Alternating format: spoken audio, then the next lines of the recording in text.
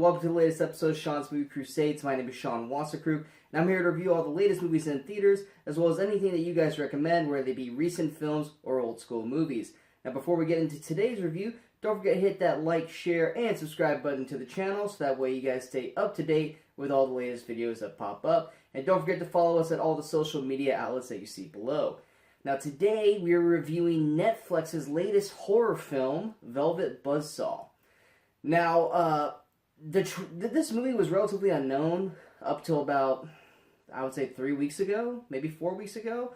And then this trailer dropped, and this trailer was insane. I mean, first off, Jake Gyllenhaal is one of my favorite actors going today. Everything he's in is utterly fantastic. And what made me even more excited about this film, besides the insane trailer, is that the director, I believe his name is Dan Gilroy, is the same director who did Nightcrawler with Jake Gyllenhaal and Rene Russo, and it was easily, hands down, one of my favorite Jake Gyllenhaal performances, about a guy who's trying to break into the news media world, and the dude's just a psycho, and it's played beautifully by Jake Gyllenhaal, and he was criminally not nominated for this performance. And so when I saw that these guys and Rene Russo were getting back together for this film, that there's this icing on the cake on top of this insane trailer that came out. I had been talking for weeks about this movie with people, saying, hey, have you seen this trailer? You guys need to check this trailer out. This trailer's insane. And I've been talking this movie up to a lot of people. So when it finally came out today, or about 24 hours ago, I had to see it. I had to see it, and I had to let you guys know what I thought of it, because this is easily one of the movies that I've been most excited for over the past month, just from that trailer alone.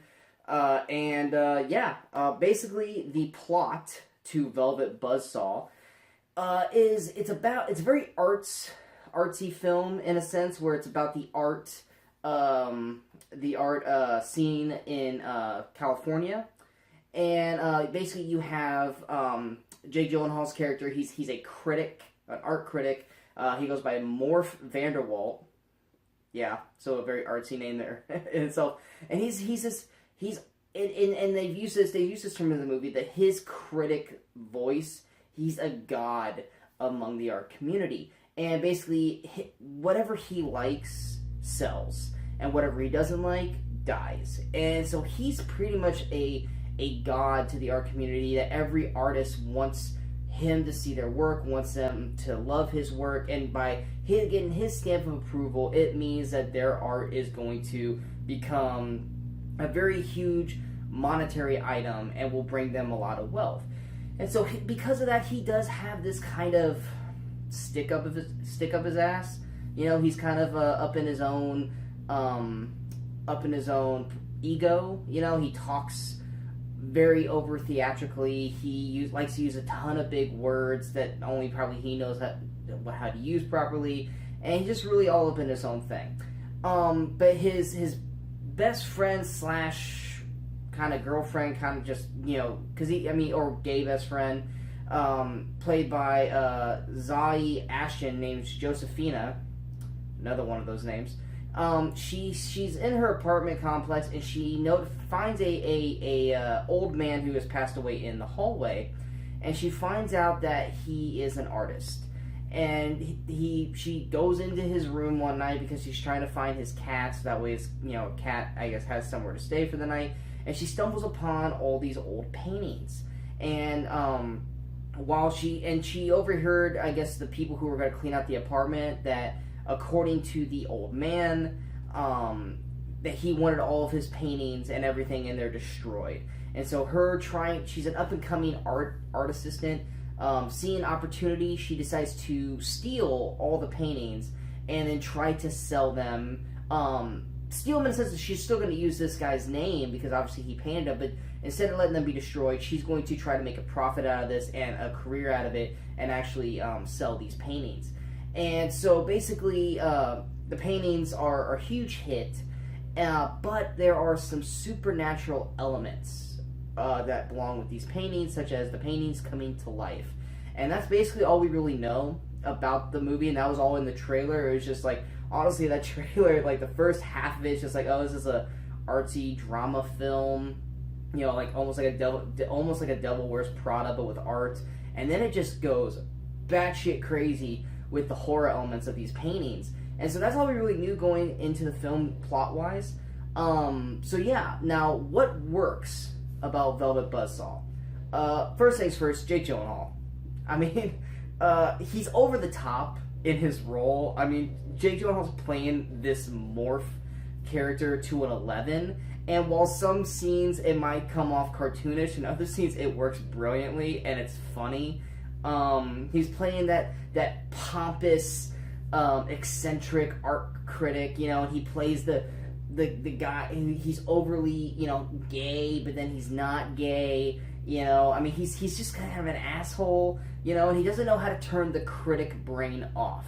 I mean, his job is to critique paintings, but then he also critiques furniture in his friend's house. He critiques, even when he goes to a funeral, he critiques the funeral music and the casket. The guy doesn't know how to turn it off. And he's always got to critique something, so he's kind of an ass. But he's a well-respected ass, because obviously, like I said, his word in the art community is like God. But Jake Gyllenhaal is great in the role. He goes off the deep end a lot in this film, and like I said, sometimes it comes off cartoonish, but other times it comes off amazing. And because of that, Jake Gyllenhaal's character makes you keep wanting to go through the film, because his character is the best character in the movie. You also have Daveed Diggs, who I have been talking pretty high up on ever since I saw Blind Spotting a couple weeks back. He's in the role. You also got John Malkovich, who's in another Netflix movie, as he was previously in Bird Box. Toni Collette, who I still think is being criminally underused in terms of not getting her Oscar nomination for Hereditary, which was easily one of the best movies of 2018, and it is still a crime to this day that she is not getting a nomination for Best Actress for. She's in it, and then of course, like I said earlier, Renee Russo. You also have, like I said, Zai Ashton, who plays Josephina, and Natalia Dyer. Many people might know her from Stranger Things. She plays the older sister. So that's kind of the round of the cast. Everyone is great in their small roles. Obviously, the main focal point of the film does follow Gyllenhaal, Ashton, and I guess in a sense Russo's characters, and then everyone else is just kind of supporting cast. The art in the film is fantastic. The art that Josephina finds, to even the art that's in the galleries that they go through, all look amazing. And when the horror elements are in the film, they are very, very effective as well. And they look great as they're doing it. The movie also gives a pretty good satire on how the world perceives many things in terms of like a critic standpoint, such as superhero movies as an art form, and critics also have a big satire in this film, and how we rely too much on their words, and how that also how they also tend to judge too quickly, which can affect others, and also the items they are critiquing as well, as which can also in its own right be a good satire about how the value of money ruins the art form, as it is no longer looked at how beautiful of a piece this is, but how much this piece is going to become a fortune, which can take away the beauty of art in itself.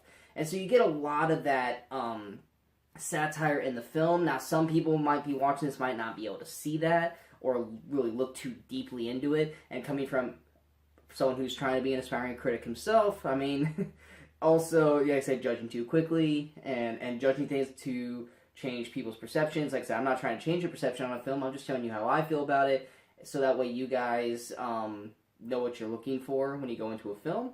But this guy, and in terms of this, Jake Gyllenhaal's character, he's like I said, his word is Bible to these people. If he thinks something sucks, then everyone thinks it sucks. To a sense. And so the satire in this is really strong in terms of all those elements. And it works really well. in a sense. So those are what really work for the film.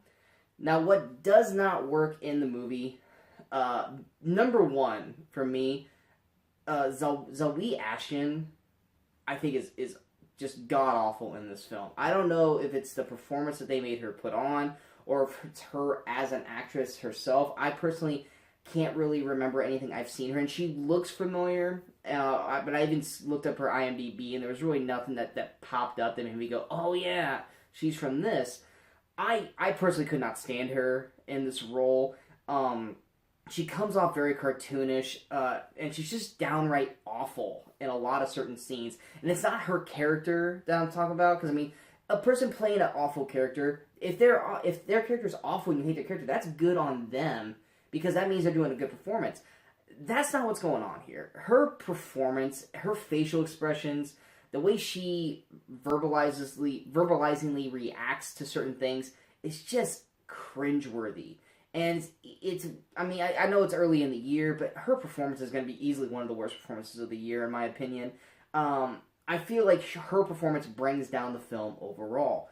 Every time I was watching one of her scenes, I was just like, yeah. So, her performance was just, like I said, ruined the movie to a point, because they focused way too much on her character. If she was a supporting character that we didn't have to see a whole lot of, it probably would have been a lot better. But she is one of the main focal points of the film, so her performance really got frustrating and annoying as the movie went on, because she got even more, not ridiculous, but just more annoying as the film moved on. Literally from the first scene she's in to the last scene she's in, she is an annoying character all the way throughout, and not in a good way.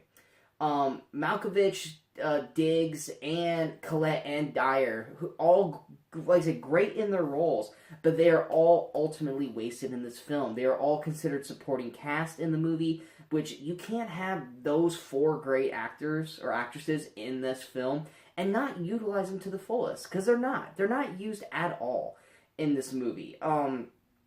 Collette, I mean, she's just playing a stereotypical character. She's great in the scenes that she's in, but I just wanted more from her. Same thing with Malkovich. Malkovich is just wasted. I mean, he probably done his scenes in a day. Like, that's just how much he did. And Diggs is great in his scenes, but his character isn't really utilized enough for the movie to be in. And Dyer, she's such an aspiring young actress, has such a great job, but literally in this movie, all she is there to do is scream. And it's just a shame that you have this group of core great actors and actresses that you're just not utilizing at all in the film. And you know, and then you're using someone like Zoe Ashton, who's so bad in this movie. It just didn't make a whole lot of sense that you have all these great actors you're not using, and you have one actress who's really bad in this movie who they are just overusing. Like I said, most of the performances, like I said, they're solid, but they're completely underutilized. And even while they are overacted to certain points, they work. But like I said, not enough of them to the point where you can actually fully enjoy their performances. The plot is also very basic as well, to the point where it doesn't really have any backstory. And when they try to do some backstory, it is brushed over so quickly, so fast, that you almost have to like kind of rewind it to just kind of fully capture everything that they're trying to say, because they're trying to, like a painting, brush over it real fast without sinking your teeth into the reason why these paintings are supernatural. And that's kind of a problem with it as well, is that there's no reason or causes to these paintings to be supernatural. There's just no reason. There's no explanation. They just are, and that's it. We don't get an explanation. We don't get a reasoning behind it. We don't get anything behind it besides that these paintings are supernatural to a point. But we have no idea why, which can be very frustrating to people. I mean, it is left to a lot of interpretations, how the paintings react to certain characters in the film, and why they do things they do to certain people and what they don't do to other people. But I mean, in that certain situation, because things are left up to interpretation, like a painting, it can come off as great to like artistic fans or movie fans who like to dig deep into films. But for other movie-going fans, it could be very frustrating and negative for people who need a complete picture and need everything explained to them, because this movie's not going to do that. And for some people, that could be very frustrating and can just basically turn you off from the film overall. The other negative is that literally all the horror elements in this film, outside of maybe 2 shots or 2 scenes in the film, are all in the trailer. So if you've watched the Velvet Buzzsaw trailer, you pretty much have seen everything in the film outside of 2 scenes of the horror elements. So if you like that stuff in the trailer, which I did, then you're going to like those scenes, but you've already also seen them, so the element or scare factor or shock factor is not going to be there because you literally have already seen them in the trailer alone.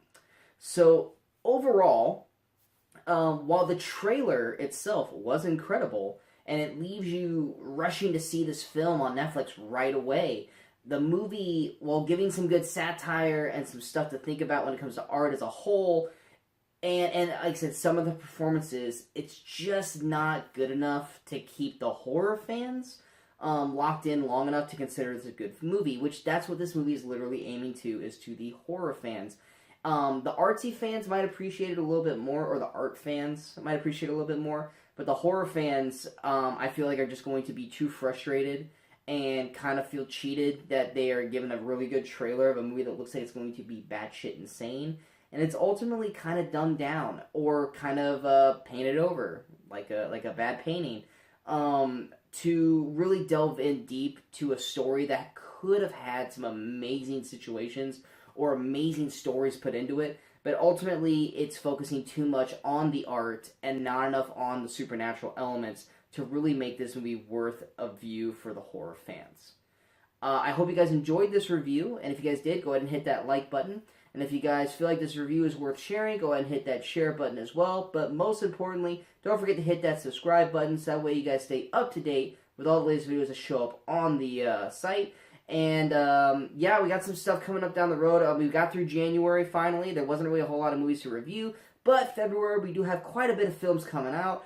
We got Lego Movie coming out next week. We've got Alita Battle Angel, How to Train Your Dragon 3. So we got some big movies coming up. I'm going to try to catch up on some Oscar films as well and try to get those up on the website so that way you guys can see what I thought of those. And then I'll probably drop a video on the Oscars and the nominations probably right around when the Oscars come around. So don't forget to check out the YouTube page for that. And also don't forget to follow us on all the media outlets you see below. And until next time, good morning, good afternoon, and good night, Movie Crusaders.